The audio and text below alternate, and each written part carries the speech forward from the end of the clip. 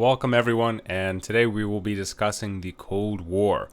In our last couple of lectures, we were reviewing World War I, World War II, the Bolshevik Revolution, and everything that was kind of leading up to this moment, where we are going to have two superpowers in the world competing for influence, ideological supremacy, and just overall, power and hegemony, right, throughout the world. And so we saw the rise of the Soviet Union from the Bolshevik Revolution all the way up to World War II. Stalin, rising through the ranks and becoming a totalitarian dictator. And we also saw the United States. Slowly but surely, due to getting involved in all of these global conflicts in the Pacific theater and the European front and whatnot, they slowly started to obviously grow and expand, and their influence, became almost unparalleled. And so at this point in time, both nations are going to emerge after World War II as the superpowers of the day and age, with enormous amounts of nuclear capabilities, enormous amounts of military and influence. And we will see how this ideological/political warfare is going to fare. So sit back, relax, and enjoy. This is going to be a little bit longer of a lecture because there's so much to cover as far as the Cold War goes. But I will try my best to consolidate it and kind of skim through. So we're going to divide it into 6 parts. Post-World War II, where we're going to discuss how each of these powers emerged, right, as a superpower. The first proxy war, which was Korea, where they are using these different nations to fight their ideological battles without them having to fight one themselves, which is the definition of a proxy war. Fear of communism and the nuclear age. We're going to discuss a little bit about the Red Scare. What was it? Why Americans were deathly afraid of it? And what kind of reactions we were getting. And then, almost kind of rolling into the 60s, we started getting this counterculture emerging through the hippie generation.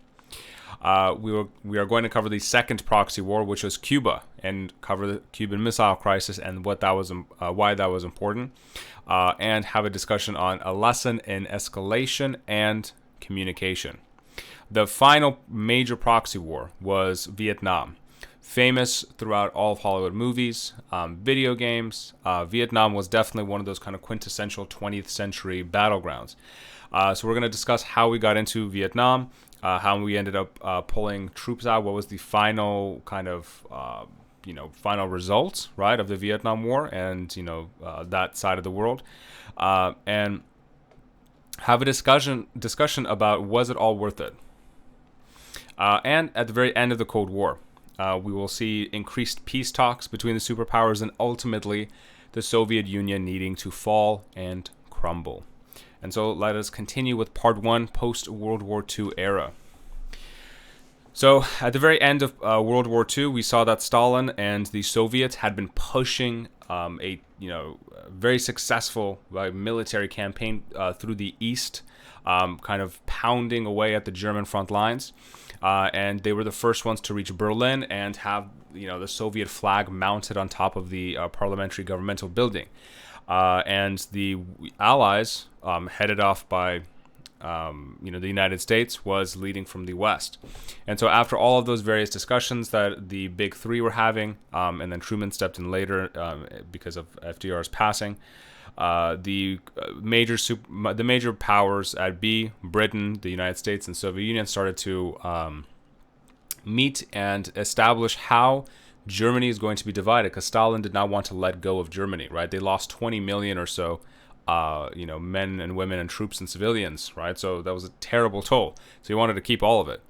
And so they ended up dividing Germany, East and West, into a 2-state system. The West would be under Allied control. The East would be under Soviet occupation and control. And as we're going through a lot of these different proxy wars, we're going to see that essentially this 2-state system is going to be the model that the West and the Soviet Union end up kind of, falling back into.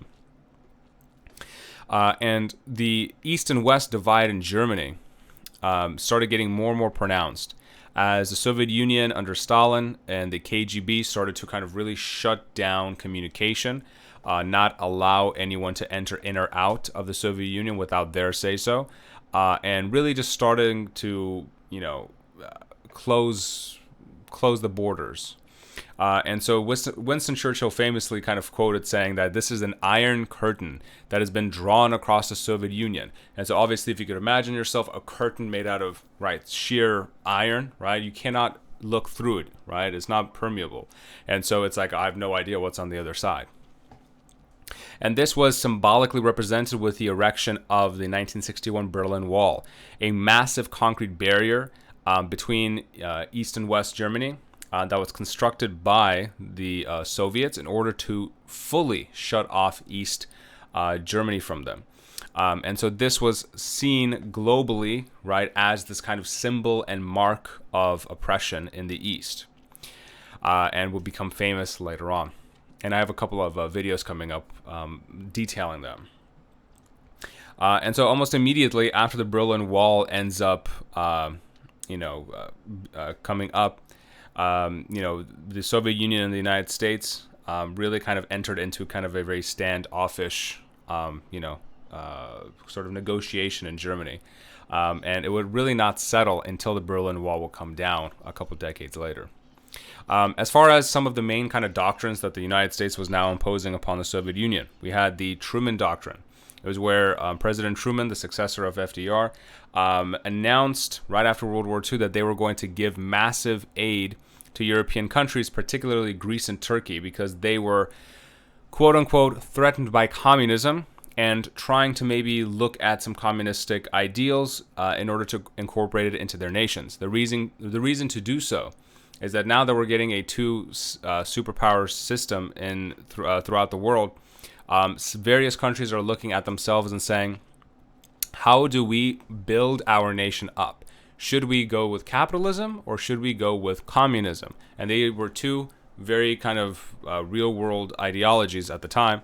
And so the United States, fearing that Greece and Turkey and others would fall to communism, were just giving a lot of financial aid and support. And most of the speeches that Truman was embarking upon during this time had words such as being free and freedom in it, right? To kind of personify that the United States wants you to have all this freedom and capitalism intertwined. Here's a wonderful video. It's a TED Talk educational video about the rise and fall of the Berlin Wall. So if you want a little bit more context and detail, feel free to watch that. It's only a few minutes long. The beginning of the Cold War. Wait, I thought I had another video here somewhere. I guess not. Oh, yeah, here we go. Bridge of Spies. So right after that video, the TED Talk for the rise and fall of the Berlin Wall, we have Bridge of Spies. And so this is a wonderful movie starring Tom Hanks, where he is, it's part of a kind of a true story where this American, insurance broker is sent across the Iron Curtain into the Soviet Union to negotiate something for the U.S. government. Long story short, at this particular scene, he's on a train going from east to west, Germany, and he's crossing the infamous Berlin Wall. And so as he's crossing, he sees these folks trying to go from the Soviet Union occupied Germany towards the free version into the west. And so as they're running, all of the Soviet troops are shining the lights on them and then just start opening fire. So it really kind of paints the picture for you, right? Just the kind of dividing line that we had at this time. So definitely worth a watch. It's only a couple minutes long. And so here we have the beginning of the Cold War, where the United States and the Soviet Union are really trying to flex their muscles and see who is going to have more power and influence throughout the world. But also, more importantly, it turns into an ideological war, and we'll get to that in a second. And so some of the early on confrontations, quote unquote, were in northern Iran, where the Soviet Union is trying to capture rich oil fields, right, for their industrial might. But Stalin had to withdraw troops after Britain and the United States started to pressure him. So we're starting to see this sort of political chess game unfold. The Soviets started to install pro-communist governments throughout their satellite states, such as Poland, Romania, Bulgaria. Americans were almost no different, and the Brits, because they had their own empires around the world. So I know some traditional narratives will say, well, the evil Soviet Empire started to expand and installed their friendly governments next to them, right? But the U.S. and Britain were no different, right? It's just a different flavor, let's be honest. But what is a satellite state? Satellite state is a country that is, formally independent in the world, but it is heavily under the influence of another power. So the Soviets, right, with the smaller countries around them, were exerting so much influence and power. It was essentially a extension of the Soviet Union. And so the reason they were doing this is they wanted to create a buffer zone, especially in Eastern Europe. And so all of the Eastern European sort of territories, like Ukraine, Poland, Belarus, all of those, they started to be sort of satellite states, right? Or buffer states for them. So just in case if, the West ever attacks through Germany, they have some extra territory there as a buffer until they actually reach the heart of Russia. And so here we have an interesting kind of telegram. We have a telegram called the Long Telegram by American diplomat George Kennan. And here it's the first time that we kind of seen the historical record and the governmental side that the Truman administration is saying that the Soviets cannot be dealt with like a normal government. So this kind of changes the understanding completely, right? Instead of dealing with them as a normal government and let's say having economic policies thrown against them, or let's say military exertion, whatever, right? Like some typical tools that a nation state would employ. This was more of an understanding of we can't bully them too much because they are a superpower just like us. And so we have to be very careful and negotiate and be very strategic. And as they're kind of implementing various policies, they come up with a containment policy. And the reason for this is because the Cold War, at the heart of it is, and you can write this on your exams, is an ideological war. So because the Soviet Union and the United States never directly went to war against each other, and their troops directly did not fight against each other, the main way they could sort of get one up on each other and compete is for their ideologies to win throughout the world. So both the United States and the Soviet Union were going to all of these countries throughout the world, in South America, Central America, Africa, Southeast Asia, right? And telling them, listen, if you want to start building up your economy, you want to start building up your nation, go with our model of government, right? That is going to be best for you. Most countries ended up going with capitalism, but we have many examples of ones that went towards communism and started implementing more communistic ideals. The reason for that is there are pros and cons on both ends of the spectrum, and I'll kind of summarize that right now. Let's say your nation state is very poor and you're struggling, you could go through the capitalism route, which has the benefit of long-term growth, but initial growth is very slow because you have to wait for the market to pick up and build by itself.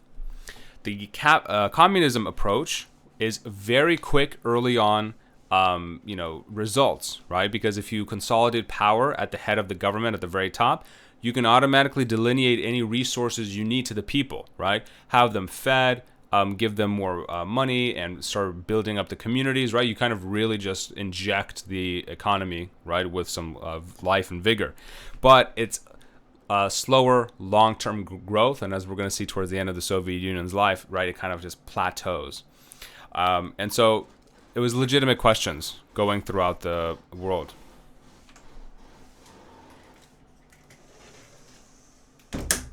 And so here we have a couple of photos of the Berlin Wall.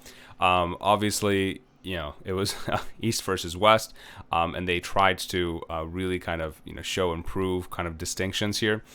But folks, and especially young kids will grow up with, scenes such as this, where, kids are growing up next to the wall, famous Berlin Wall with its barbed wires, the true dividing line between East and West Germany.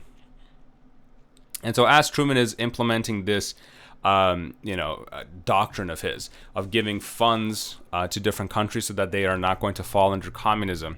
The United States starts to fill in the vacuum of what Britain used to be, because Britain is pretty much in shambles, right? They're not the strongest military economic presence in the world anymore. The United States in the 20th century truly grows into that role. And so the U.S. starts to fill in the vacuums and starts to donate billions of dollars in free aid to bolster up all of these different nations around the world to fight and contain communism. And so Congress went along with this because Truman, as president, did a fantastic job of essentially scaring the hell out of the American people with all of his speeches, right, of the terrible commies, the Reds, and how we need to stop, stop the ideological spread of communism wherever we can. And so we have more kind of advancements, right? We have more escalation, right, of tensions between the two sides. And so then we start getting the Marshall Plan, which is an economic plan, right, of a kind of strategy against the Soviet Union. And then later on, we're going to have a couple of military ones. So the Marshall Plan was sort of the next step after the Truman Doctrine, where all of Europe, essentially, was pretty much in shambles after World War II. And so the United States, after helping Greece and Turkey, really kind of wanted to go into Europe and truly just help them out and give them enormous amounts of aid to rebuild Europe. And also just to make sure they're not succumbing to Soviet Union ideology. And so Marshall said himself, "Our policy is directed not against any country or doctrine, but against hunger, poverty, desperation, and chaos." A little bit of truth on both sides. Yes, they wanted to help Europe and their old allies and kind of rebuild them. Plus, they were going to get some interest money from the Marshall Plan, so it benefited them as well. But at the same time, I don't really agree with the not directed against any country or doctrine. It pretty much was a Cold War policy. Let's be real here. And then a true kind of military strategy and policy against each other, or against the Soviet Union, was NATO, the North Atlantic Treaty Organization. So this was a huge, military alliance between the U.S., Canada, many other Western European nations to essentially say, if any one of us is going to be attacked, we will all collectively come to each other's aid in war. So that is a further deterrent for, let's say, Stalin or the Soviet Union conquering their way through Europe, supposedly. And this was founded in 1949, right after the Soviet Union ended up testing its first atomic bomb, ending the U.S. monopoly on nuclear warfare. And so 1949 ends up being a crucial year because this truly, starts to have that dual superpower role throughout the world, because now the US cannot merely bully the Soviet Union. They have nuclear weapons as well, and so you have to respect them. And so in response to NATO, right, once again, a chess game, right, they're kind of escalating. In response to NATO, what does the Soviet Union do? They make the Warsaw Pact, their own military alliance between them and all of their sort of proxy satellite state allies. Bulgaria, Czechoslovakia, East Germany, Hungary, Poland, Romania, etc. And so the two powers are now kind of going toe-to-toe. Here's a great couple-minute video from the History Channel of what was the Marshall Plan, how much aid was distributed, and why it was so important. So definitely worth a watch if you have the time. And here is the further discussion on NATO and the Warsaw Pact, also a couple minutes long, just to give you that full breadth of perspective. So I definitely would recommend to watch it. So this shows kind of on a more large-scale global map of the fight between capitalism and communism.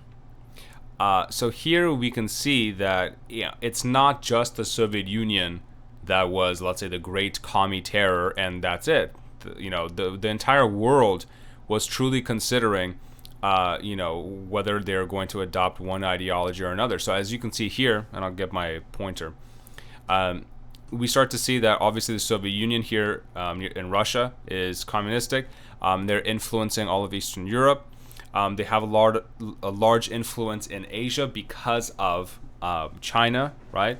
And so they're really kind of spreading through there. Various parts of Africa are starting to kind of implement their ideology, right, as well. And so this truly starts to spread, and even starts to spread a little bit into South America, right, and Latin America, and eventually Cuba. So this was truly a global Cold War, right? This is not something just between two countries, the U.S. and the Soviet Union, right? It really started to span the globe because, once again, the Cold War was an ideological war. It spans, many different countries trying to determine whether they're going to build up through capitalism or communism, and then the superpowers are trying to coerce them in whatever means that they had available to them. And so, end of part one, just kind of setting up this kind of big pitted ideological battle, and now we are entering into part two, the first proxy war, Korea. And so the Korean War, obviously on the peninsula of Korea, starts off in 1950 when the communistic North starts to invade the South. So North Korea starts to get a rise in guerrilla warfare insurgents, kind of stemmed from multiple reasons. And I'll just give a little bit of history here. So essentially, because Korea for the longest time had been kind of subdued by the Japanese, because the Japanese were expanding, they were conquering, and we saw in a few of our older sections, right, they were industrializing, and during World War II, they really kind of started to expand. They did not treat the Koreans with too much respect. We have various reports of slave labor, and we have reports that they were just treated very brutally and harshly. And so in the northern sector, eventually we started to get this sort of communistic guerrilla warfare, contingent, which is, the sort of ancestor, I guess, of the current Kim Jong-un. And so, the leader grew up in China most of his life and spoke perfect Chinese. He barely spoke any Korean. But once he was educated in China and indoctrinated in all those Maoist beliefs, he went back to North Korea. And very soon, the Chinese and the Soviets started to say that he is the new kind of leader incarnate, and you should follow him. And all these wonderful posters of propaganda started to kind of proliferate, saying he is going to save Korea and make us strong against foreign forces. And so he raises a large North Korean army backed by the Soviet Union and China, and they start to invade the South. And they do a pretty darn good job, and they almost invade the entirety of the South. But Truman started to persuade the United Nations that we cannot just let them conquer their way through. We have to stop them and show them that, we are also here as main players, and we are not going to allow you just to spread uncontrolled. And so eventually the U.S. Gets involved under General MacArthur and push the sort of large military force. Later on, China itself gets involved with hundreds of thousands of troops and pushes them back once again. And so it's back and forth military conflicts. But at the very end of it, the end result is 33,000 American deaths, an Asian death toll of approximately 1 million, including a couple million civilians, and many Chinese troops as well. And so the Cold War had truly began, and it was fought in the proxy wars of Korea. And the kind of end result of this was that Korea eventually would be divided, right, into North and South Korea. Here are a couple wonderful videos on the Kim dynasty, right, and how they engaged in warfare. And so it really kind of details the rise of the Kim family in North Korea, how they ended up taking power, how the first leader essentially was more Chinese than they were Korean. I can barely speak Korean. So it's a fascinating kind of look and recap at what was really happening in North Korea and why all of this kind of perspired.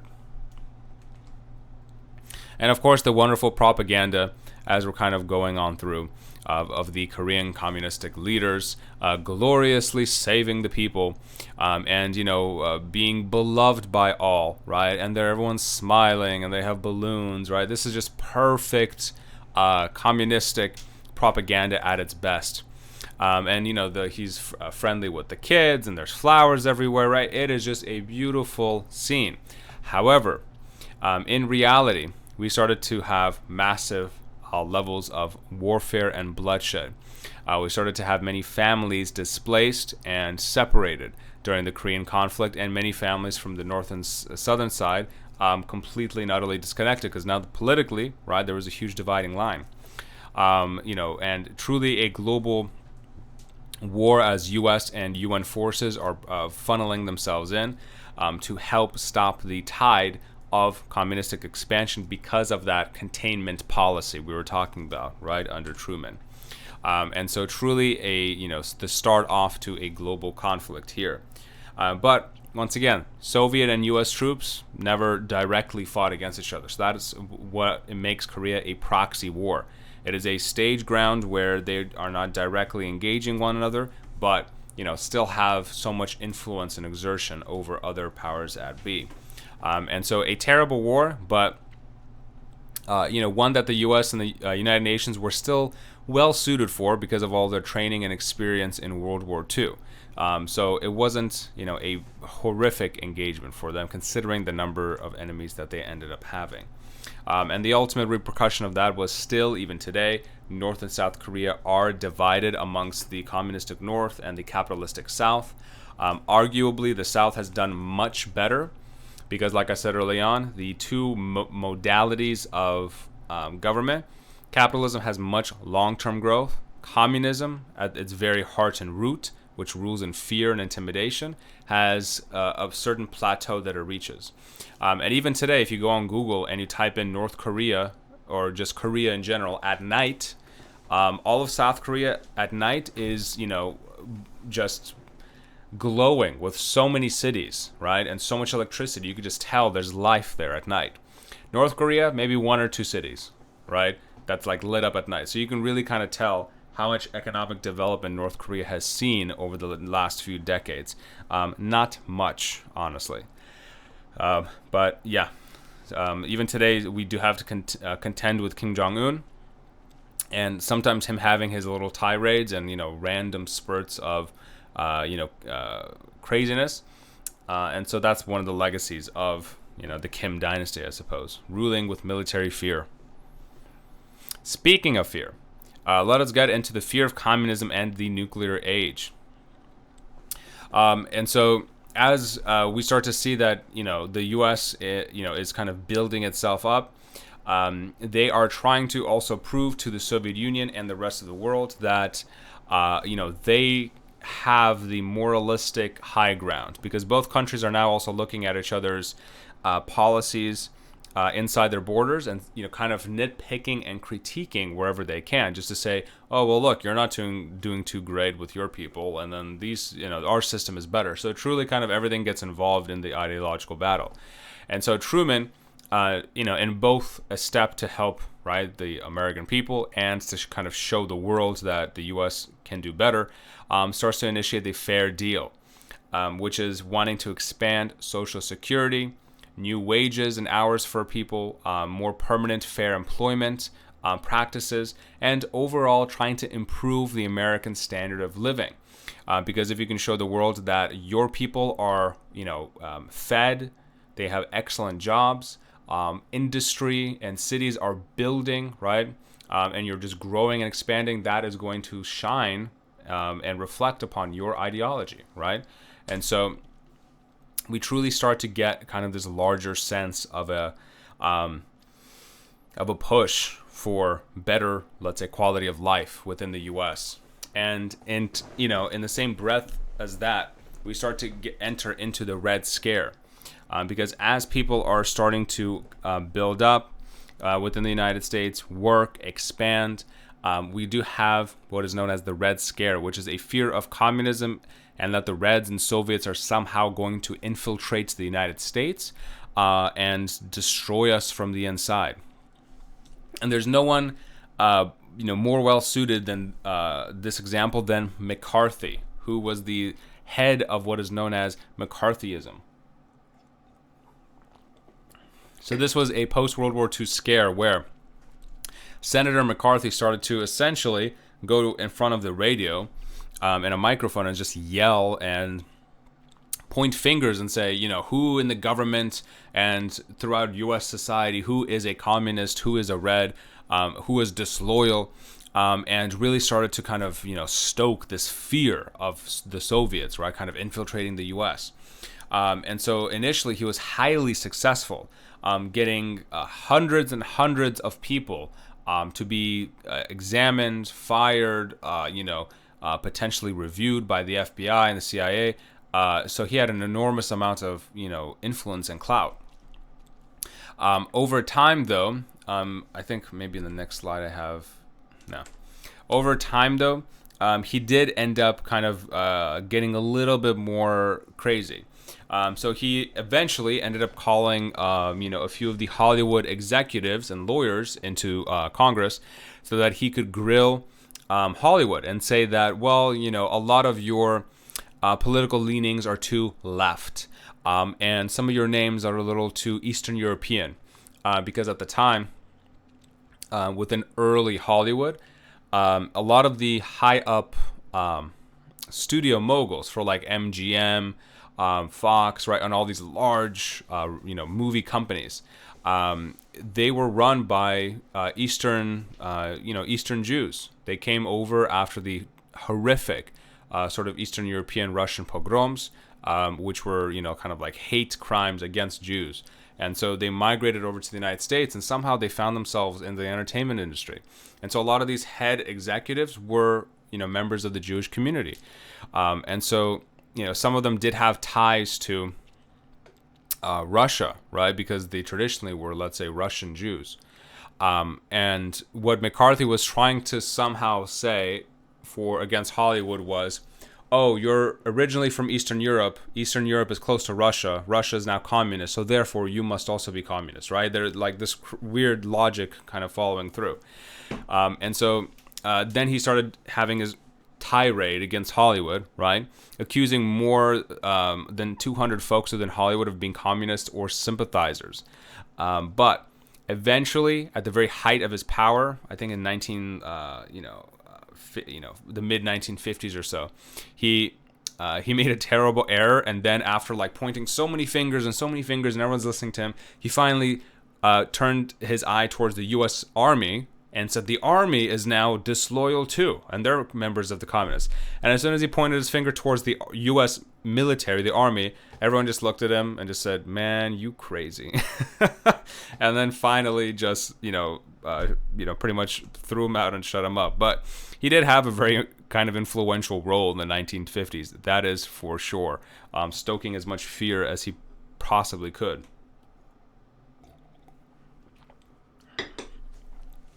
And so Truman's fair deal, like we were talking about before, was now kind of growing into its own, improving American life and standard of living, entering in the 1950s, which is called in U.S. history the Golden Age, because here, real GDP growth was, on the boom. Jobs were plentiful and prosperous. Manufacturing was high. Many union jobs available. And so truly the 1950s were a fantastic time to be and to work, right, in the U.S., because money and jobs and lifestyle was just amazing. So to a certain extent, whenever I hear any older politicians today say something like, well, the 50s and 60s were the best times, to a certain extent, they're right. It was a really good, prosperous time, and an entire family could live off of a one household income, right? And you could support your significant other and your two kids and the dog and the white picket fence, right? And all of that. It was possible. Now, obviously, things in the modern day are completely and utterly different, right? You have to have a two-income household to survive these days. And there are not as many union jobs available, clearly.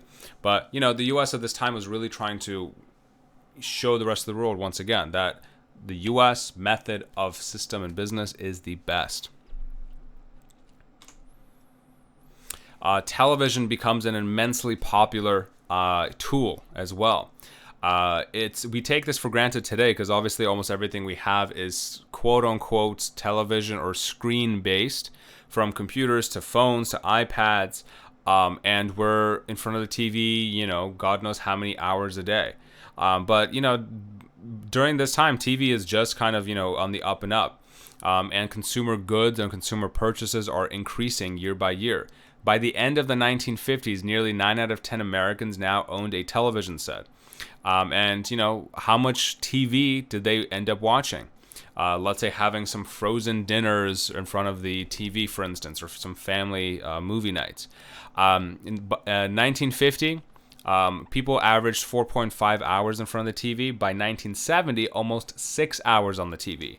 In the modern day and age, I know, let's say many of you have iPhones, for instance, right? One of the new updates is you can go through the settings and see how much your screen time is. What is your daily screen time like? 6, 7, 8, 9, 10 hours, right? Like, who knows how much it is? It's definitely a complete kind of shift in culture and demographics. But in terms of the Cold War, the TV would start to be used very heavily, right? With speeches, with propaganda, with sort of political battles, right? Left and right. And so TV also starts to grow in its popularity and its usage. And this is where we see the baby boomer generation. I know the typical recent kind of memes are like, okay, boomer, right? But the boomer generation here was one of the greatest and luckiest, I would say, generations of the 20th century. Because right after World War II, in the 50s and the 60s, so much wealth and prosperity, right? So many plentiful jobs. So people living and growing up during this day and age, it was kind of, like the golden time for them. And so here we have a family, right, watching some type of television program. Don't mind the static on the TV. This is just how the picture turned out. Obviously, hopefully the family is not just sitting here like a bunch of serial killers, right, just looking at static for hours on end. But, if you could imagine a nice family just having, dinner time, right, and then, television time, kind of bonding and interacting with one another. Here are a couple of wonderful videos that kind of incorporate some of this U.S. consumerism mixed in with television, mixed in with the American dream, mixed in with the Cold War. And so all of this kind of comes together, right, in this mishmash of ideas. And so, sort of U.S. exceptionalism as far as jobs and, plentiful commodities go. U.S. consumerism starts to grow and increase, where you are not just an American if you are born here and you vote and pay taxes, but you are now American if you buy and consume goods because you can, because they are available, because you work hard and, gosh darn it, you are an American and under God, you deserve that new, TV that you've been wanting.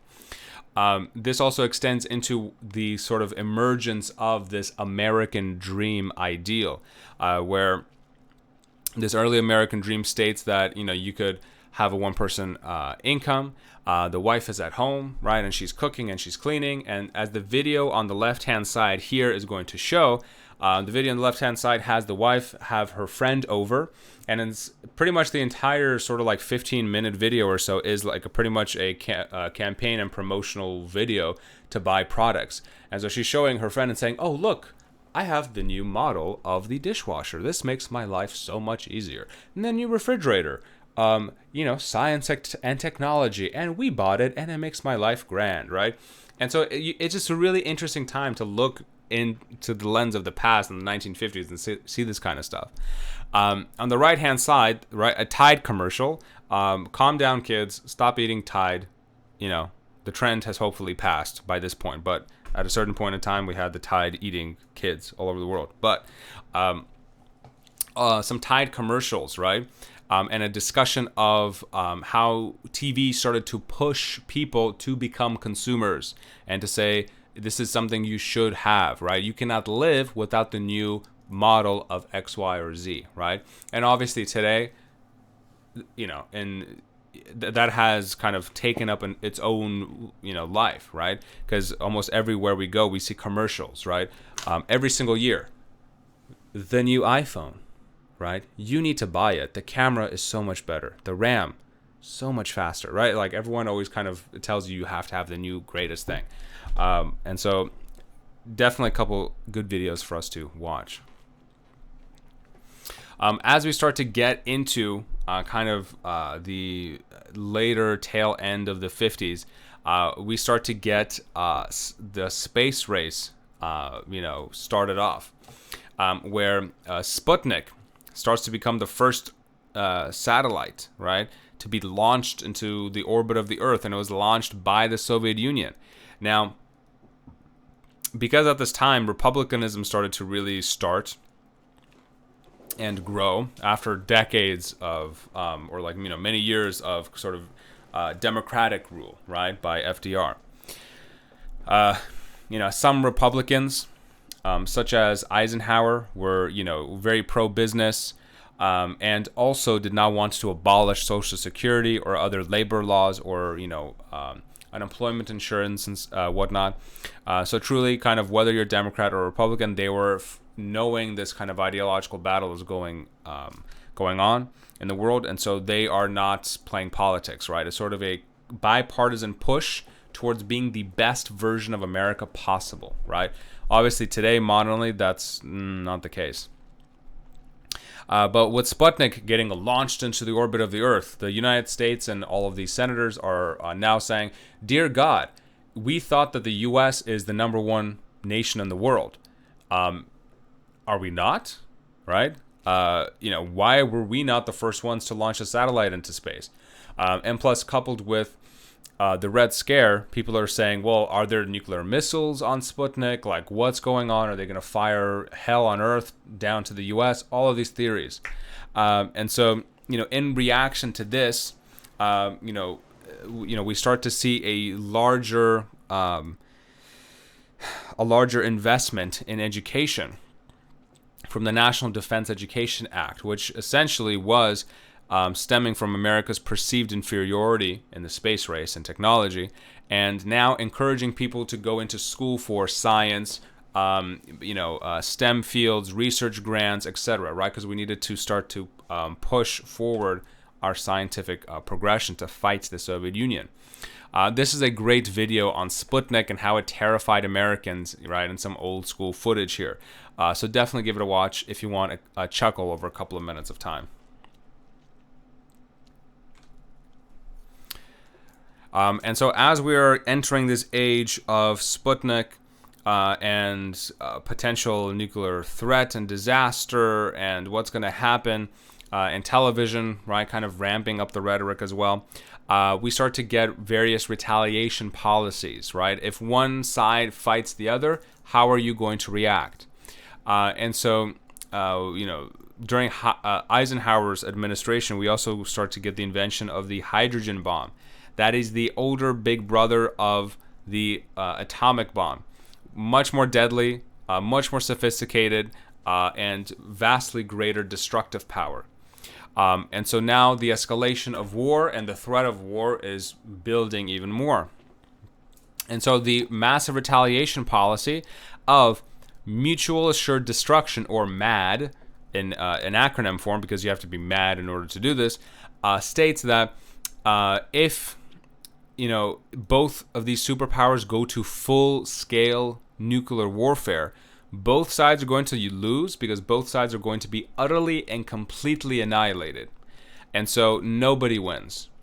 But the threat was still there, right? Like, what if the Soviets launch a missile here? We have to launch a missile back. And so we start to get these numerous amounts of poor children being absolutely terrorized and brutalized by these school drills. Imagine being 6, 7 years old in elementary school, and a siren starts to go off, and the teacher is saying, hide under your desk. There might be a nuclear bomb. There might be a fiery wave of death coming our way. They had to deal with that, right, on a almost weekly, monthly, whatever basis. And so, here we have a few videos kind of detailing, right, this day and age. We have videos on nuclear explosions and just how devastating they were. The video at the top was the rise of the American fallout shelter. Many Americans were worried that they needed to build some type of fallout shelter in their basement because, God forbid, if there's a nuclear war, at least you'll have a couple of months of food and supplies down there to hopefully, right, live through it. A video, a TED Talk video on the bottom with who won the space war and kind of a discussion about that. And then on the bottom right-hand side, a video and clip of how children in the 50s were kind of trained to do these bomb drills and what they were told and what kind of cartoons were showed to them in order to have this understanding that this is a very dangerous time. Very interesting video to watch. I highly recommend for you to do so. And so many of these kids grew up thinking that they were going to die a fiery chasm death. Complete antithesis of the modern version of helicopter parenting, where, God forbid, if your child stubs their toe, you're going to report everything to the principal and get everyone in trouble. So, completely different generations, folks.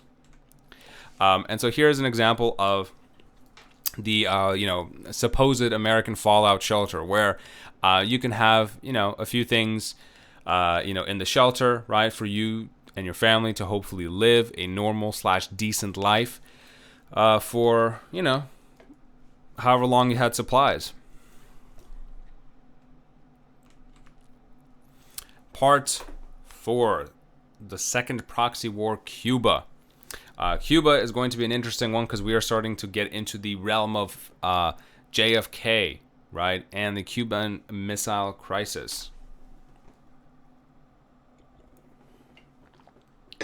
So 1960 was a very consequential year because John F. Kennedy, right, one of the most famous presidents who, surprise, surprise, is not going to have the greatest end to his presidency, ends up being elected.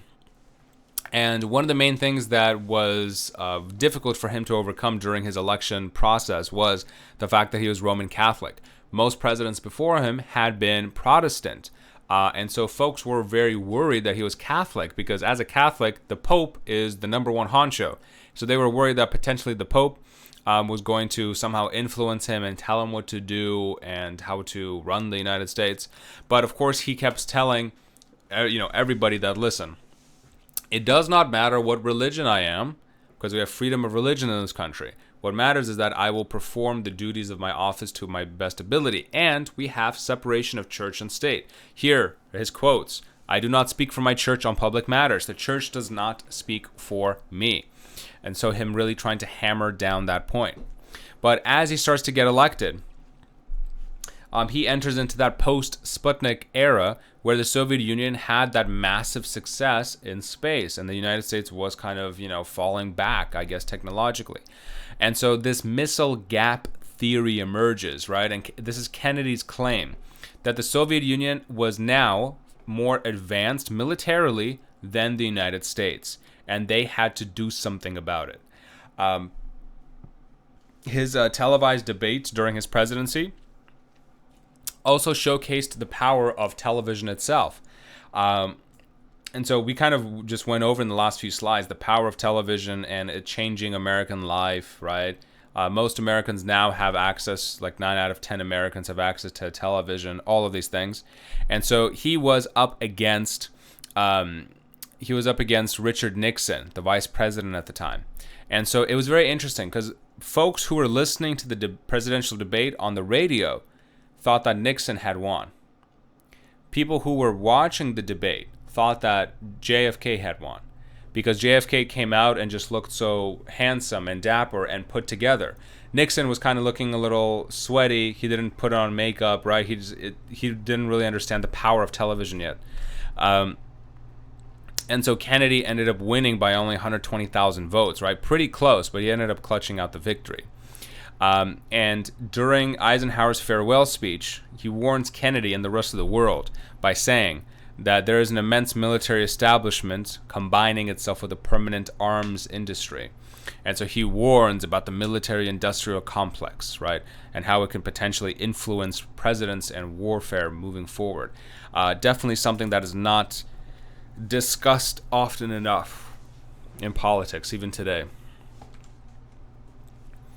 But here's JFK and Nixon, right, giving each other some comforting words right after the debate, right, some applauses, right, some handshakes, and eventually we start to get, right, Kennedy getting himself into the White House, leading, himself into this enormous presidential position, and he ended up being a very young, energetic lifeblood into the presidency, because he had this ethic about him, right? That he wanted folks to be hardworking and to give back to their communities, and most people wanted to emulate his image as well, right? Because he gave off the image of being this cool new progressive president who was hardworking and who was truly kind of having the best intention of the U.S. in mind. And so one of the great things that JFK started during this time was the Peace Corps, where you are essentially giving up your time to help other parts of the world build, let's say, homes or dig wells or any kind of humanitarian help that they need. And so he started this to kind of increase local, national, and international activism. And his very famous quote, "Ask not what your country can do for you, but ask what you can do for your country," right? Completely flipping the narrative and putting the personal responsibility on you to make your community and your state and your country better, not the other way around. And so, Kennedy was still kind of, even into his presidency, obviously he had to. He was looking at the world through the lens of a Cold War lens. And especially because in 1959, Fidel Castro led a successful revolution in Cuba against Batista. Cuba itself, post-Castro, started becoming much more hostile and antagonistic against the United States. They essentially closed off the island. They captured all American business investments there and nationalized them under the banner of, Cuban nationalism. And so the CIA comes to Kennedy and says, listen, we cannot let this go unchecked, but we think we have a plan. We have around 1,500 Cuban exiles living in Florida. How about we give them weapons, we give them some, information, and we send them back to Cuba, and hopefully they can, ferment some type of revolution again. So they send them, into Cuba once again, and the Cuban exiles land, which is known as the Bay of Pigs invasion, and it is an absolute failure and disaster. All of the Cuban exiles get captured, right, as we can see here. And so it ends up being a very early blunder for JFK. But Mr. JFK, and I love this picture because that kind of image of being that cool new progressive president that we were talking about. U.S. presidents before this had no public photographs of them doing stuff like this. They were mostly any photograph of a U.S. president like FDR or Truman or anyone else. Older white men sitting behind a desk, just signing paperwork and just looking very smart and presidential. And then here is JFK, right? You see like photos of him like on his, boat, and he's sailing and he's being all, active and adventurous. So he's giving the youthful energy appearance of a U.S. president, which people were completely, right, eating up. But one of the greatest crises, and probably the greatest crisis during Kennedy's administration, was the Cuban Missile Crisis. So let us get into this. And this is like true height of the Cold War. I would say the Cuban Missile Crisis was the height of the Cold War, for sure. Not even the Vietnam War, right, probably took the cake for this. So what ended up happening was that the U.S. military installed a number of missiles in Turkey. And Turkey is very close to the Soviet Union, and so for the Soviets, that was way too close for comfort. So what do the Soviets do as a chess game response? They start to send missiles over to Cuba, right? So that Cuba has nuclear missiles ready and installed to fire on the U.S. if need be. And so the Americans found this out through spy planes flying over Cuba, and immediately JFK was concerned, right? Because nuclear weapons that from Cuba can travel to any single site in the United States, I mean, that's just game over, right? You can't have that. And so he immediately ordered a blockade or a quote-unquote quarantine of the entire island using the U.S. Navy, only allowing actual food and goods to enter into the country, no military equipment whatsoever. And so the Soviet premier at the time, Nikita Khrushchev, was absolutely angered that Kennedy was making this quarantine or blockade. But once again, they're having a standoff between Turkey and Cuba about where the missiles are. They're too close for home, etc. And so the Cuban Missile Crisis was this very tense standoff over a short amount of time, over a couple of weeks, where the U.S. and the Soviets were essentially almost getting right up into nuclear warfare. And so, all of the missile sites that were present was definitely a huge concern for the United States. Having all of the photograph evidence here, right, of all of the launch sites and firing tables, right, and all of these various different things that U.S. intelligence was able to receive, and the U.S. Navy en masse, right, blockading Cuba and trying to show a massive show of force. But eventually, JFK and Nikita Khrushchev came up with an agreement first off, the entire Cuban Missile Crisis actually came down to one man. And I think I can show this. Oh, I'm pretty sure I had more materials here. But I guess it maybe did not load. But essentially, the story goes that maybe it's here. No. So essentially, the story goes that there was this one man on one of the Soviet submarines off the coast of Cuba, and Nikita Khrushchev and the Soviets thought that the U.S. was going to attack them, and they needed a preemptive strike. And so there were three captains/lieutenants on the submarine. And so in order to enact a nuclear strike, you needed all three of the sort of captains to say yes and put their keys in, and then they can launch the nuclear missile. And so the submarine loses communication with up top. They misunderstand the situation. They think that they're under attack, or that the Soviet Union is under attack. And so 2 out of the 3 captains say yes to firing a nuclear weapon. And the final one actually ends up saying no. The final one ends up actually saving the day, and not pushing the button. And so arguably we all owe our lives to this individual person. And so that individual is going to go down in history. And I'll post up another slide next to this so that we can kind of see it in more glory. But definitely the Cold War was averted because of this particular individual. And eventually JFK and Nikita Khrushchev end up shaking hands, and they end up kind of getting out of the Cold War. But after that terrible debacle, they end up actually installing this large red phone between the White House and the Kremlin in Moscow, so that there will no longer be any issues of communication. That they can just call each other up and say, "Hey, what's going on? Are we at war? Are we not at war?" And so they definitely learned that a lesson in they need to communicate much better with each other, so they're not going to accidentally get into warfare. And so, unfortunately, JFK was later assassinated in Dallas, Texas, by Lee Harvey Oswald, which was a former troubled Marine, and was seen as a terrible and huge blow to the American spirit and a terrible blow to U.S. hegemony around the world, especially from an ideological perspective.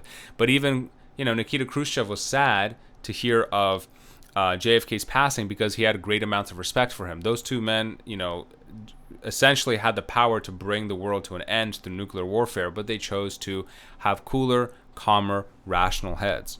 And so, unfortunately, after JFK's assassination and getting shot in the head, Lyndon B. Johnson, his vice president, ends up taking the mantle of the presidency. But here, we see that the JFK family and the wife and children of JFK, right, are leading into the funeral ceremony. So the U.S. president, right, assassinated.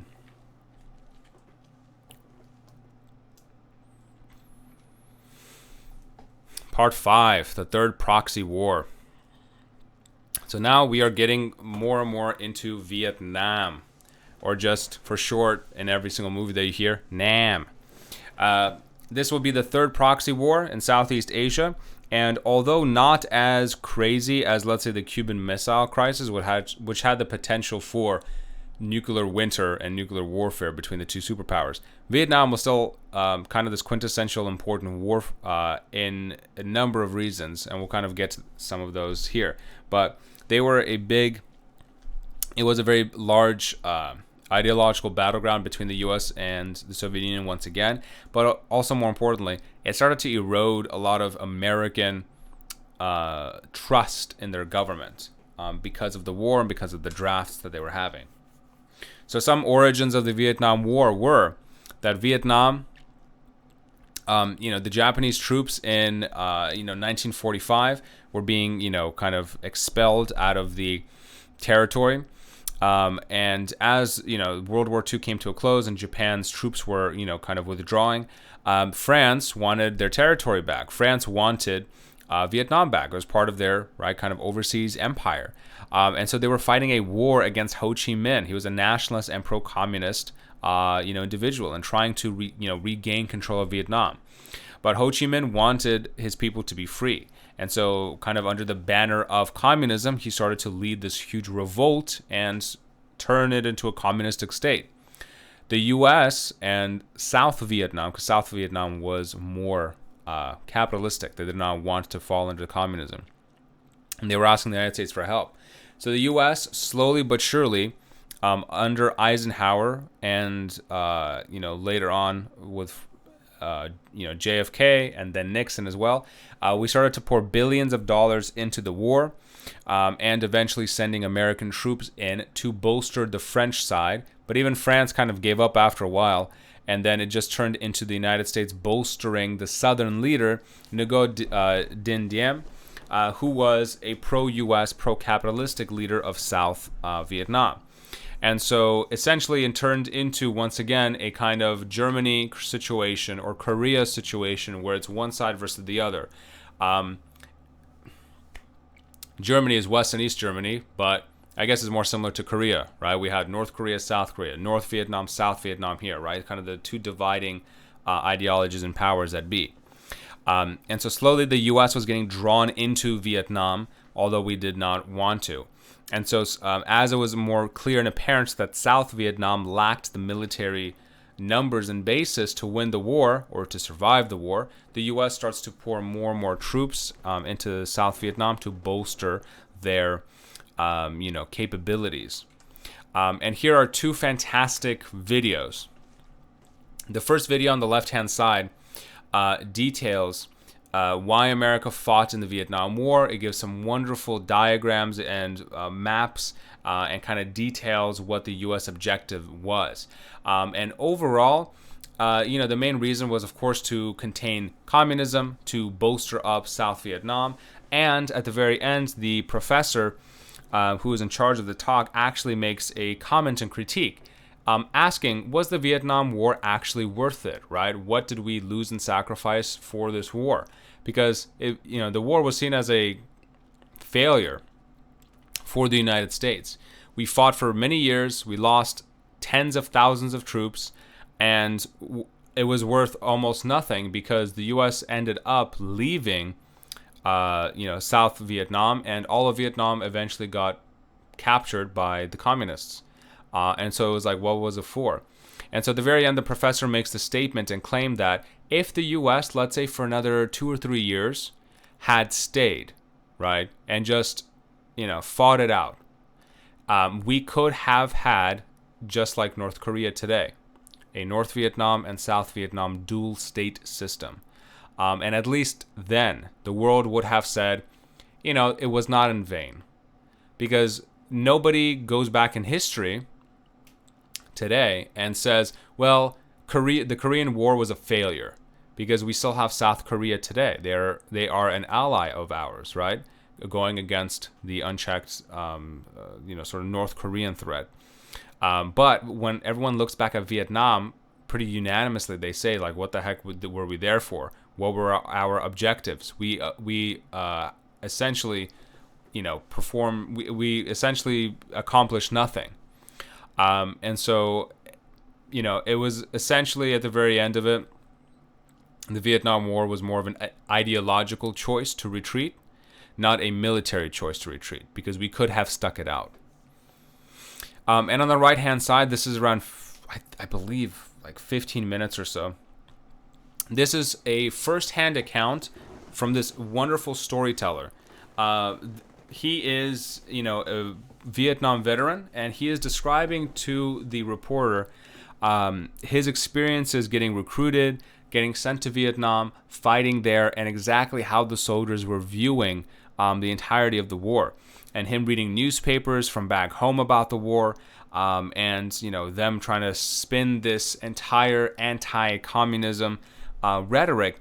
But he himself says, he's like, the North Vietnamese were not terrorizing their own villages and people. He's like, we were doing that. As soon as we went through every village and we burned the village and shot up a few people, whoever survived, that was enough, information for them to say, I'm going with the communists now.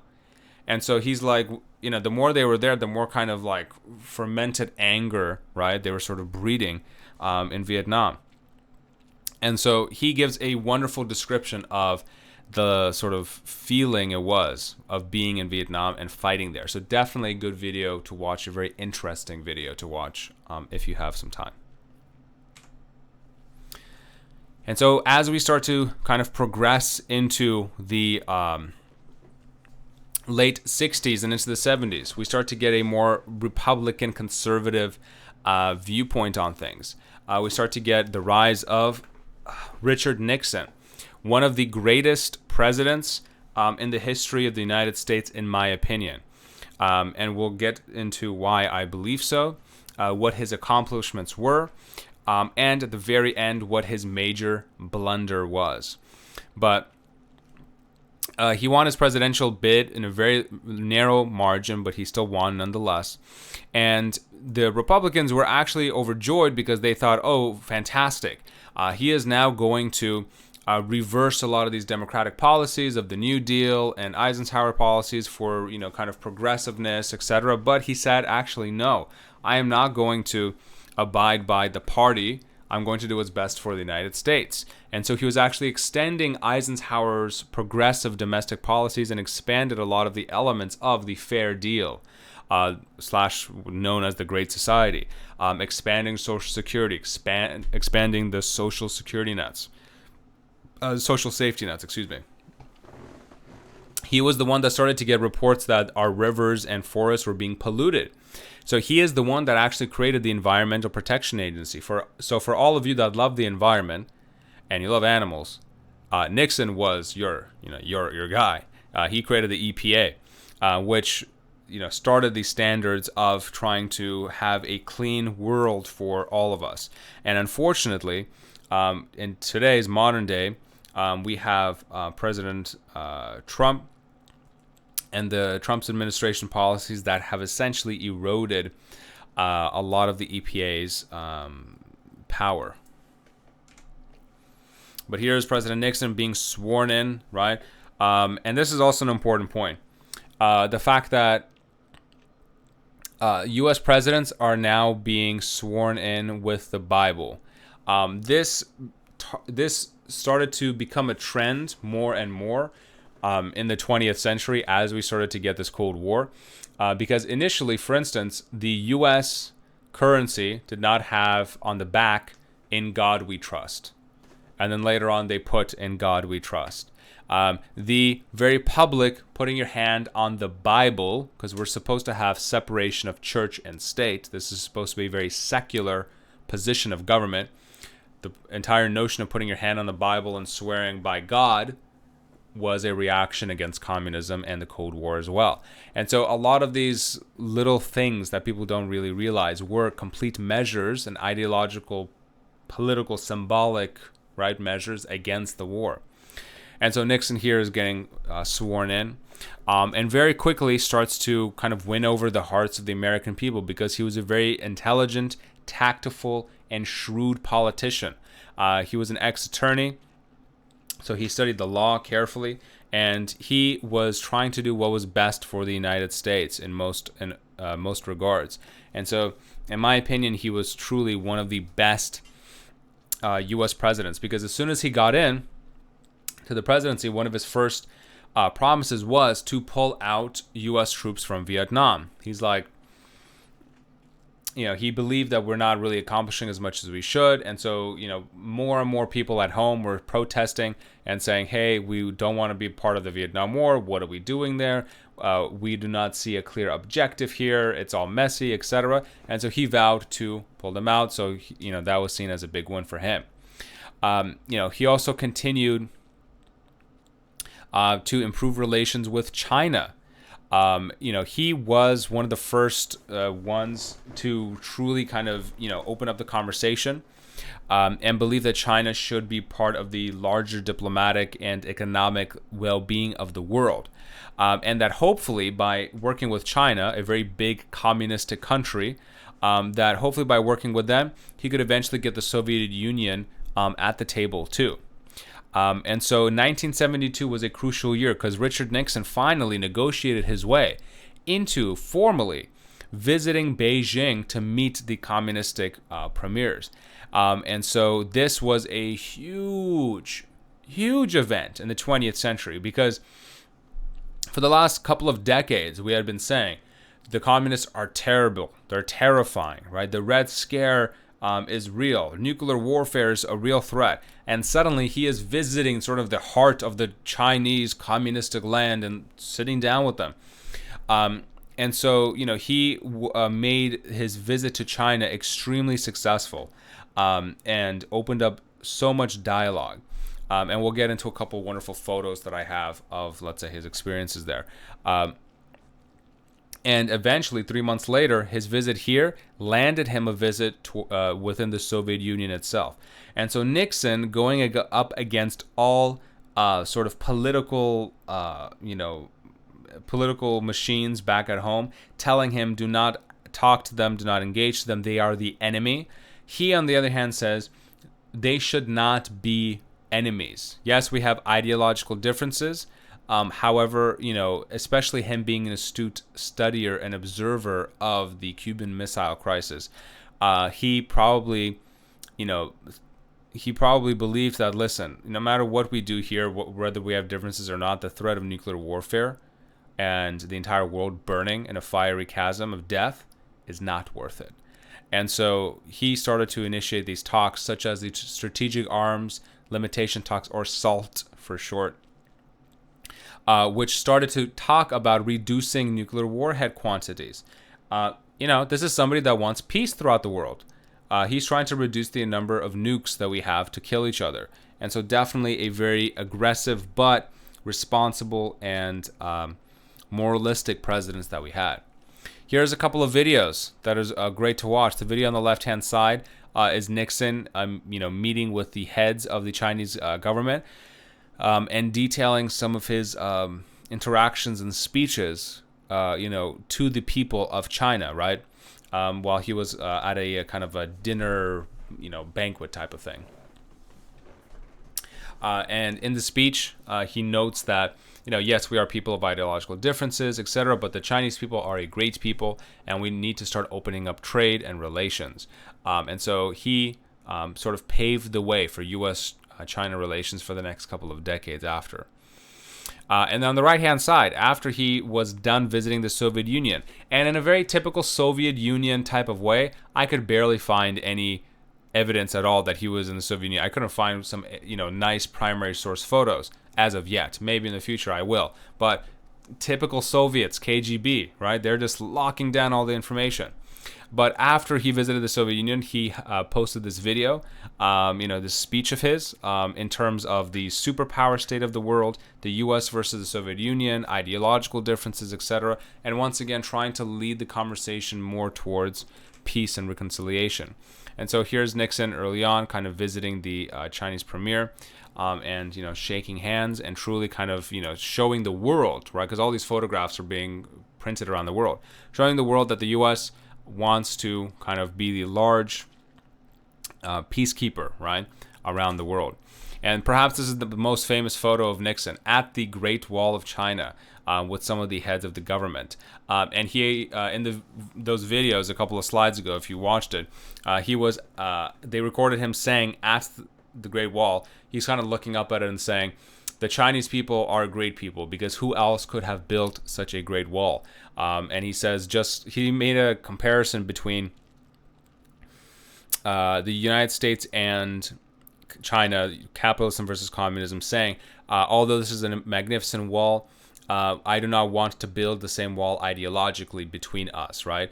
We have more in common than we have differences, and so we should be focusing on that. And so truly, right, acting like a U.S. president. His interactions with Brezhnev, right, in the Soviet Union at the time, the leader, Soviet premier. He was also trying to institute peace as much as possible and increase the talks of de-escalation, right, of more cooperation, and that warfare is not the solution. And even I think I have a video here. Yeah, there's one of the videos I think I posted up. Let me see. No, I didn't end up posting it up. But they ended up signing more agreements to de-escalate, signing more agreements to kind of get rid of their nuclear arsenals, right, because it was not needed.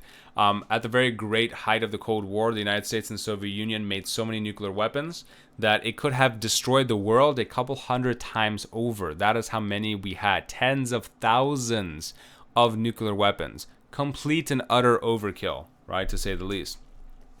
But in a very funny moment, I remember one of the videos that I wanted to post up, but I think I didn't end up posting up here, was while he and Brezhnev being the guy with the epic eyebrows here, were signing one of those not trade agreements, excuse me. They're signing one of the agreements to de-escalate the nuclear weapons from both nations.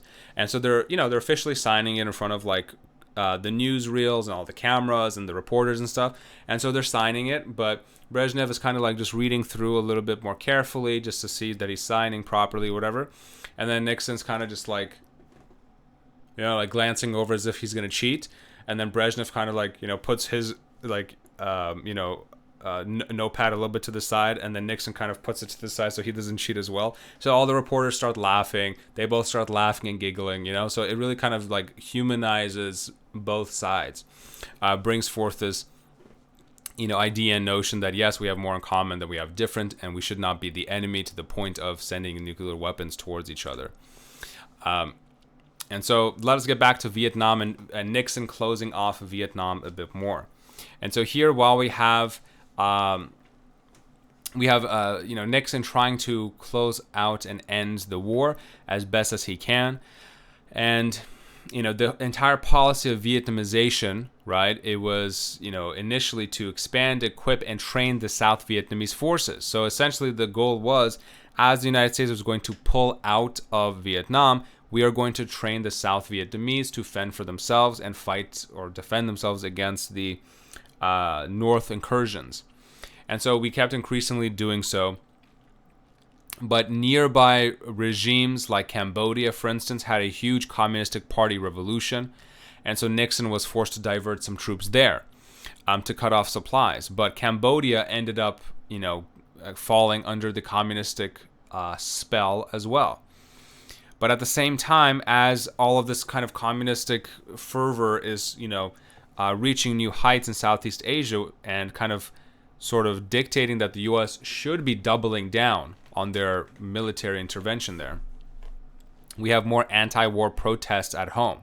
We have hundreds of colleges and young students within the United States essentially protesting the military draft, because we had a draft that enlisted all of the men on the sort of draft sites over 18 into going toward the army and the military. And so students were protesting everywhere saying, we don't want to go to the draft. What are you doing?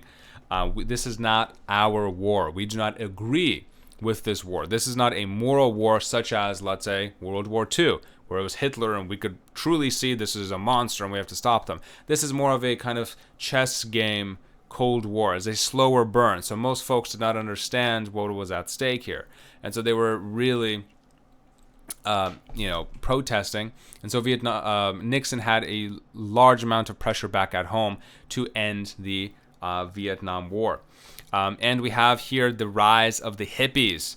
And so the hippie generation was, part of the sort of college student generation that was so adamant at them, getting out of the Vietnam War. And so, in the late 60s and even into the 70s, the hippies, right, were like this youth movement of people that wanted no war, no violence, stood for counterculture, counter-government, and did not definitely shy away from drugs, concerts, and just going wherever the wind took you. If you have some spare time, this guy's interview is absolutely amazing. And within the, whatever it was, 10, 15 minutes, he details what it is like to be a hippie in the 60s and 70s. And he does a phenomenal job kind of encapsulating all of the spirit of hippieism into this story. So if you have some time, it is a wild ride. You're not going to regret watching it. And so as the hippies start to grow in numbers, right, all the youth in America starts to say, we do not want war. Why are we at war, right? Peace, man. We want to get out of Vietnam. And so, the amount of protests and concerts, and especially music, that starts to develop during this era and age.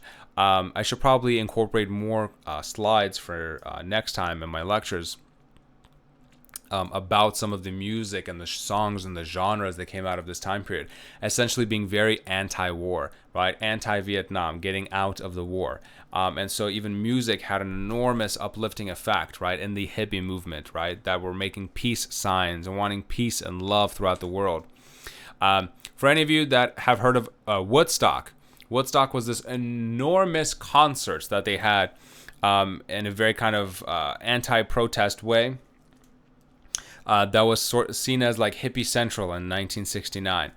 And if you have time, read through Glenn Weiser's recount of it, and it's absolutely amazing, right? Definitely the sort of weed smoking, party-esque, concert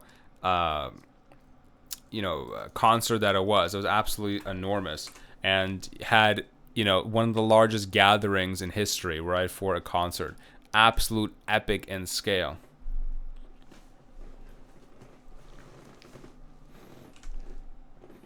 And so the students, right, obviously still protesting Vietnam for the Vietnamese. Let's get out. And obviously having various protests on college campuses to the point where college police have to be called in to kind of settle down the students. And so everyone's saying, right, we have to get out. We have to, try to not exert too much dominance over the Vietnamese. Like, what have they done to us? So, yes. And so at the very end, in 1973, Nixon ended up achieving a negotiation to leave Vietnam and was withdrawing the troops. But the end result was that the communistic North Vietnamese were eventually victorious over the South, because as soon as the United States left the South was not strong enough to uphold its strength. And so that is why it is seen as a military failure on part of the U.S., because they were not sticking around long enough to finish the job. And at the very end, the U.S. had 58,000 Americans killed, around 3 to 4 million Vietnamese killed. And most importantly, this war undermined America's public trust in the government and their long-held belief that they shared a common value and belief system, right? And they were on the same page. Because at least with World War II, everyone was on the same page about defeating, let's say, Hitler. And the people were really nationalistic and really getting into the pride of being American and getting into the military. The Vietnam War kind of changed a lot of those belief systems, because they started to tell themselves, once again, why are we in Vietnam? This doesn't really make sense to me. There's no big baddie here. And so some folks could not understand the larger political chess game, right, at play here. And so here is the downfall of Nixon. Which was an absolute tragedy, because the man had an enormously successful career. We saw that he had the guts to go to China and the Soviet Union and de-escalate nuclear arms, right? He was a fantastic president by many accounts. But sometimes it's not how you run the race, it's how you finish. And at the finish line, Nixon definitely dropped the ball in what is known as Watergate. And unfortunately, that is pretty much the main thing that he is remembered for. He is not mainly remembered for his visits to China or his negotiations with Brezhnev. He, in the Soviet Union, he is mainly remembered for Watergate, and I like to show the other side of him because he was truly a good president in all those other regards. But what was Watergate and why is it so famous? It's because something was leaked called the Pentagon Papers, showing how Vietnam, the American public was misled about Vietnam for a number of years, over a number of presidencies, and how the war was going. And so folks were already kind of riled up a little bit with this, leak, right? That, the government's been lying to us. In Nixon's second term, for Nixon's second term, because he was running for re-election, he then wanted more of a sure guaranteed victory, I suppose, because the public perception about him was getting closer connected to Vietnam, and so his public perception was lowering quite a bit.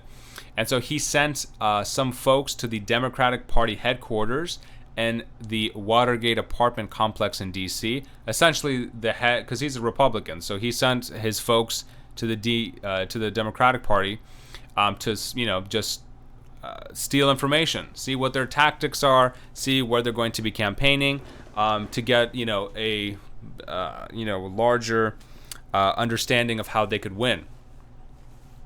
And so the security guard randomly just noticed that these folks were there with flashlights, right, kind of looking through. And so they called the police, and they were arrested and incriminated Nixon and his administration. And so congressional hearings later revealed that there was a larger wiretapping and sabotage involved by the Nixon political campaign. And so this sparked, a huge impeachment process. Where Nixon was, essentially even ordered by the U.S. Supreme Court to hand over all tapes, all documents by the White House, in order, for this impeachment process. He kept saying, I have executive privilege, so I do not need to give you all of these documents. But the Supreme Court said, nope, hand it over. And so right before the final impeachment process hearings were to be held, and maybe he would have been impeached, maybe not, Nixon was the only president in U.S. history so far to have resigned. He resigned his position and said, I'm no longer the U.S. president, got on a helicopter and said, peace, and then said goodbye. And so the lesson here to learn is this was a clear abuse of political power for personal gain. However, like I said before, we have to look at the man in totality. Fantastic career, and he slipped up at the end. And so Nixon resigned, and his VP, Gerald Ford, one of the first things that Ford did was immediately have a presidential pardon on Nixon, which made many folks look at Ford and say, what a stooge and a lackey. So politics at play. But let us not forget the good and the bad of Nixon and the lessons that need to be learned here.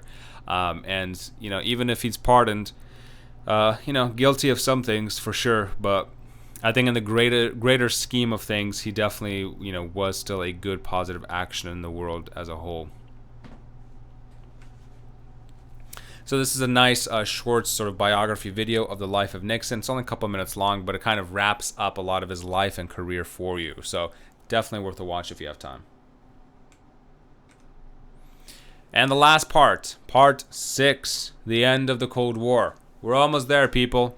If you need a bathroom break, if you need to get some coffee, right? Recharge, re-energize yourself. I'm going to have a swig of water too.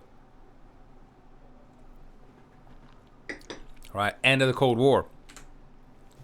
So here we have the rise of the Ronald Reagan era. In the 1980s, and we're kind of going to skip over President Carter a bit, but we have Ronald Reagan. And he was trying to bring back this era of conservatism, bring back family values, bring back sort of this, just conservative mindset. His campaign slogan was, let's make America great again, and the era of self-doubt is over. So even Presidents Trump slogan of Let's Make America Great Again is a rehash of this. This is where it started. And so Reagan won primarily based off of his beliefs that we need to free the individual from restraint. And this kind of individualistic conservative viewpoint was really popular amongst Sunbelt whites, working class ethnics, anti-government folks, libertarians, Christian right folks with like family values. And Reagan was elected in almost pretty much a landslide throughout the United States, even California, right? So in the modern day, if you all are looking at, let's say, political maps, and you're saying, well, California is always blue. It's always going to be Democrat and blue. We voted a Republican a couple of decades ago, right? The whole nation did, unanimously, pretty much. And so Reagan definitely came in as a huge sort of side element here. And so he was initially actually an actor in Hollywood, and eventually became a union leader. Eventually worked his way up to becoming the governor of California from 1967 to 1955. So you still got to give the man credit. He went through some of the political process. He was governor. He was part of union and leadership efforts, so he knows how to lead and organize and establish. And then made his way up to the presidency. Instead of the Donald Trump, or as the Kanye West version is as well, just saying, I'm going to make myself president, and then, that's it, without any sort of political experience beforehand. And so the sort of Reagan Revolution started, where this huge wave of conservatism, advocating for individual freedoms, and being the beacon of liberty and freedom around the world as far as the United States goes, began. And his most famous, policy, which is very important for the test, is the trickle-down economics theory. So this was the age-old Republican theory of, if we give enough tax cuts and incentives to the people at the very top, the very wealthy, and they have more money to hold on to, somehow that money is going to trickle down to the rest of the economy because they will make more jobs, make more factories, and then life will be great. However, in the last couple of decades, trickle-down economics has proven to be an absolute failure of a policy, because once you give more tax breaks to the super wealthy, they end up hoarding a lot of that income. They do not end up redistributing most of that income back into the economy or back into manufacturing. So it has kind of over time been disproven. And so all of this kind of economic theories or implementations during his time were known as Reaganomics. His philosophy of economics combined with tax cuts and an unregulated market. So in a very kind of modern Republican way, cut my taxes and gut some of the governmental regulations in the free market, and so we have more business going. And so here's a great mini biography on Reagan's life. Great, like 2-3 minute watch if you have the time, and can kind of put the man's life into a nice consolidated viewpoint for you.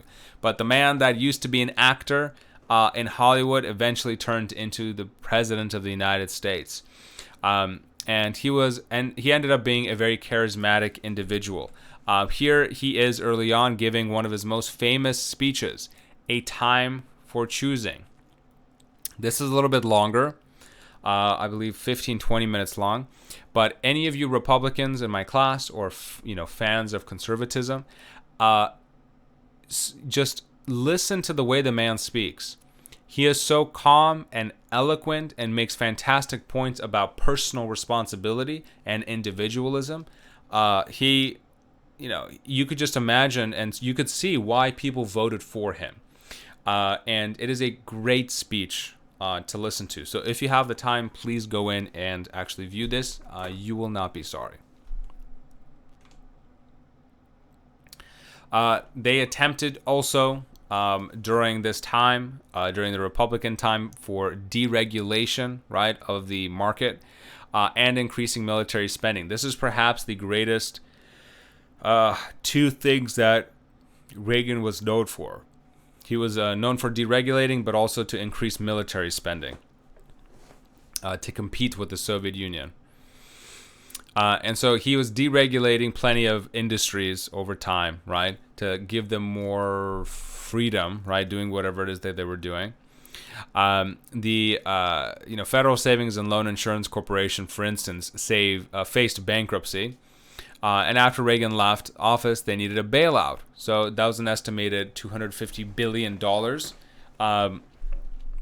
that they needed. And so essentially, when he was deregulating a lot of these industries, some of the corporations faced bankruptcy and needed an actual governmental bailout later on. So some of his deregulation policies did not end up panning out.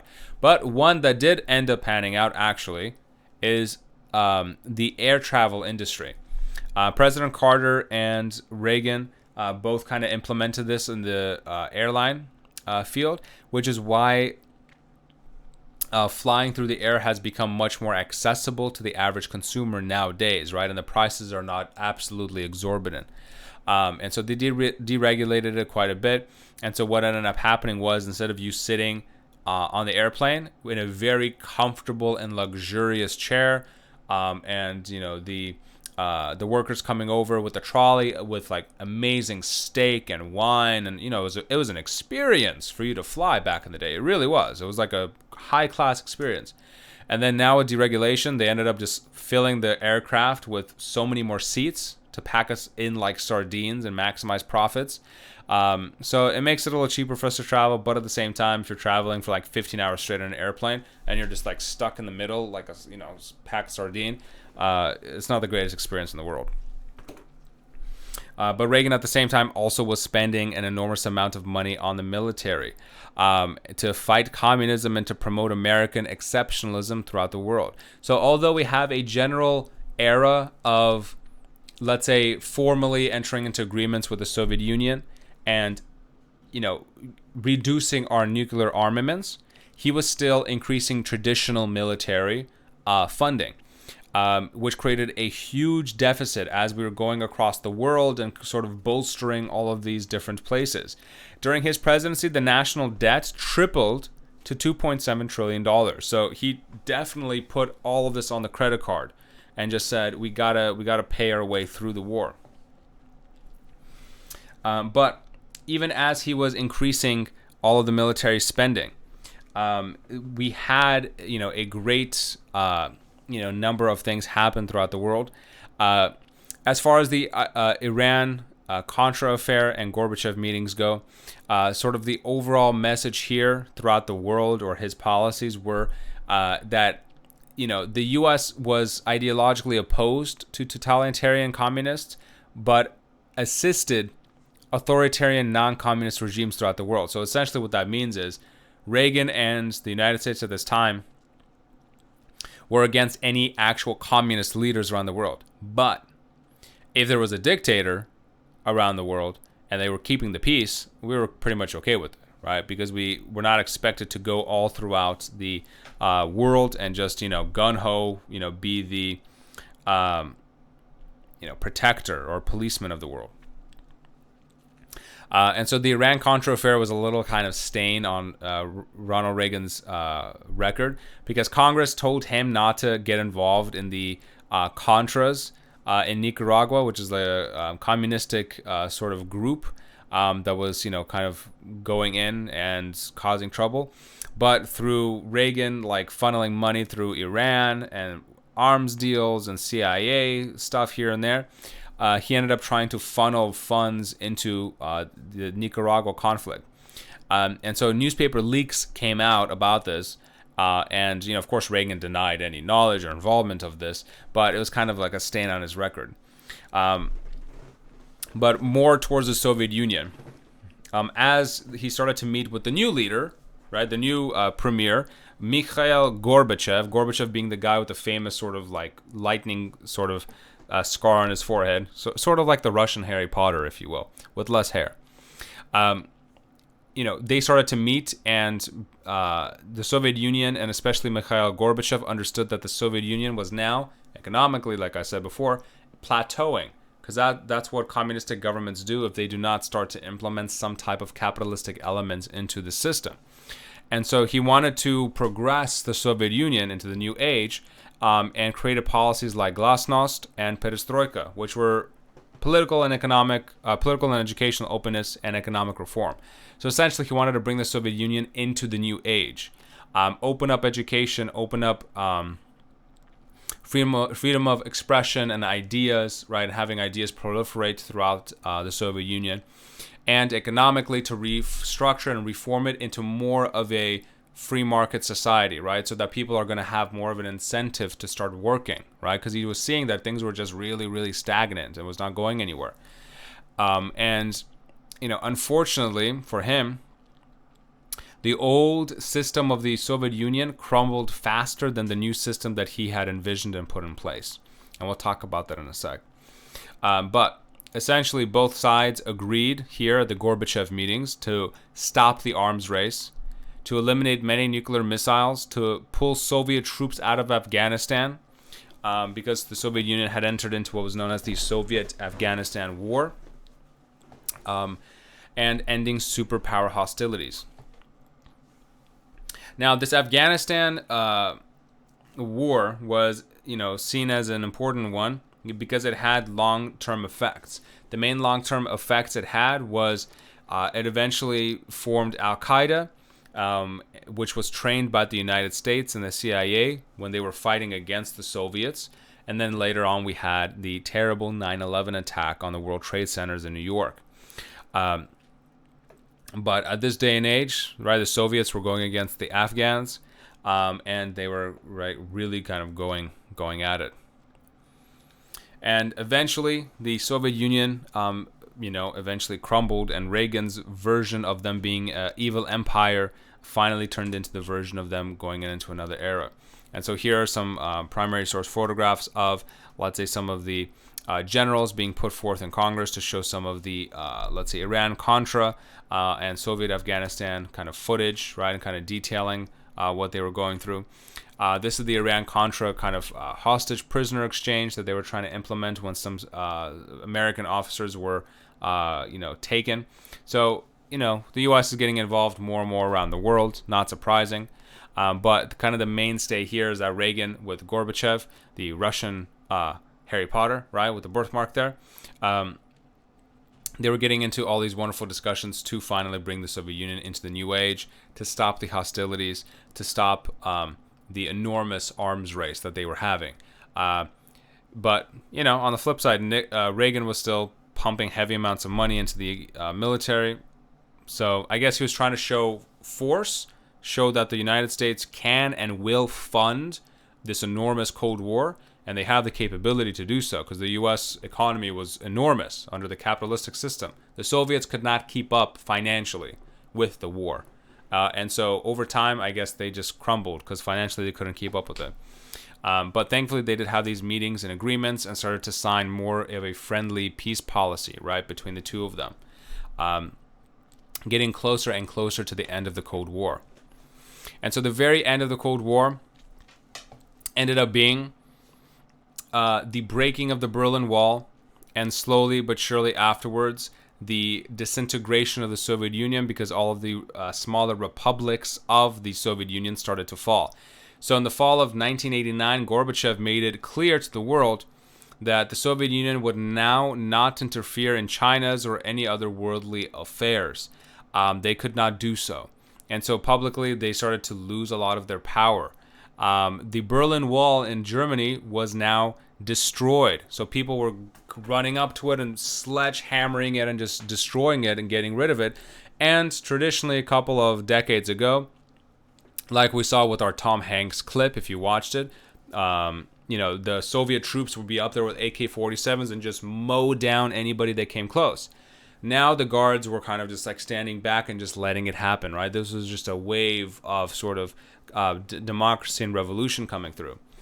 And in some senses known as the Velvet Revolution because there was not a huge amount of bloodshed as the Soviet Union was falling. And so the Soviet Union itself was, I think I have a map here, yeah, ended up disintegrating into the largest one being Russia, but obviously all of these smaller territories as well, like Kazakhstan, Tajikistan, Uzbekistan, Turkmenistan, Armenia, Azerbaijan, Georgia, right, Poland, Ukraine, all of these other territories. Here are a couple amazing videos that I found. The one on the bottom left-hand side is the celebration at the Berlin Wall itself, as the Berlin Wall is being torn down and crumbled.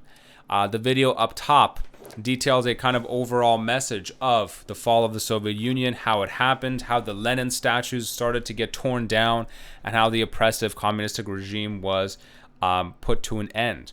And the bottom right-hand video is an amazing sort of perspective. This was from a couple of years ago by Gorbachev himself, now in his old age, remembering the disintegration of the Soviet Union and why he made the choice that he did to disintegrate it and not, as let's say past Soviet leaders would have done, march the military in and slaughter tens of thousands, right, and have oppressive, brutal rule.